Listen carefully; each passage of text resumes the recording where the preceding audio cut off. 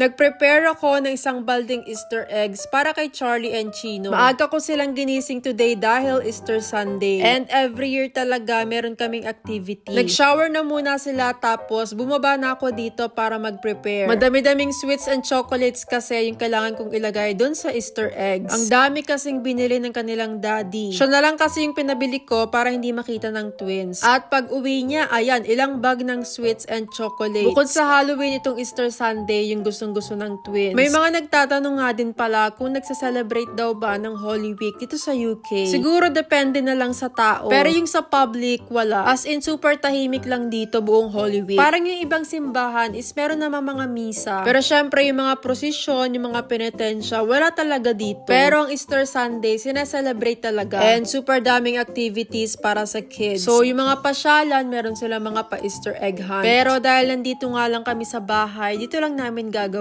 Bumili lang kami ng mga candies, tapos yung mga eggs. Actually, yung ibang eggs is from last year pa. Tinago ko siya at ito nga't nagamit pa namin. Nag-order na lang din ako ng additional para mas madami. Akala ko din kasi konti lang yung naitabi ko. Nilalagay ko lang isa-isa itong mga candies. Medyo mahirap lang kasi yung iba dito is medyo malaki. And diba may hangin kasi yung bawat packet. Meron nga din pala ako ditong binili na maliliit na dinosaurs. And akala ko talaga kasya siya. Last year kasi meron ako mga biniling dinosaurs din. Tapos kasya naman sila. Pero ito, medyo malaki pala siya and hindi nga siya masara. So mamaya check ko na lang kung ano yung pwede kong gawin dito. Nagdiretso na lang muna ako sa paglalagay ng sweets and chocolates dun sa eggs. Medyo nakakapagod din talagang magganito. And don't worry, hindi naman to lahat kakainin ng twins. I mean today, hindi nila to kakainin lahat. Syempre, unti-untiin namin to. Yung mga candies nga namin ng Christmas is meron pa rin hanggang ngayon. Dito din naman kasi wala silang kalaro. Buti na nga lang at kambal sila kahit papano silang dalawa yung naglalaro. Meron silang isang pinsan pero malayo kasi yung bahay. And hindi din kagaya sa Pinas na madaming kapitbahay. Halos hindi nga namin nakikita yung mga kapitbahay namin dito. Hindi nga rin namin sila naririnig. Anyway, maya-maya, nagtry pa rin ako maglagay ng mga dinosaurs. Nag-open din ako ng bagong Easter eggs. Tinry ko pa rin isa-isa yung mga dinosaur and meron namang mga nagkasya. Inisa-isa ko na lang para at least, diba, magamit namin. Ang dami ko pa namang binili pero yung nagkasya parang wala pang 10. Pero at least, meron ako masisingit na mga dinosaurs. Dahil alam nyo naman si Charlie and Chino, dinosaur is life. Hindi ko na nga din natapos lahat ng sweets. Napagod na ako and parang ang dami na naman ito. Niready ko na din itong kanilang basket. And then, nag-impisa din ako dito na mga kalat. Excited na ako makita to ni Charlie and Chino. And for sure, excited na din sila. Yung isang araw pa nga nagre-request na mag-Easter egg hunt. Pero sabi ko, dapat nga is Sunday. Dito ko na nga lang pala nilagay yung mga dinosaurs sa malalaking eggs. Ito yung ginamit nilang basket last year. And grabe, tingnan nyo, nakaipon na pala ako ng isang balde na Easter eggs. Diba? Ang ganda ang kukulay. And mamaya, kailangan ko na lang itong ilagay dun sa aming garden. Inayos ko na nga din pala itong mga Easter eggs dito sa table. Ayan yung mga favorite na chocolate ng twins. And then, tumaas na din muna ako para i-check sila. Parang tapos na din daw kasi silang mag-shower. At ito nga, sabi ko, i-dry ko na yung kanilang hair para mas mabilis. At excited na nga silang dalawa na lumabas. Sige nga, sa tingin nyo, sino ang makakakuha ng mas maraming Easter eggs? Si Charlie ba or si Chino?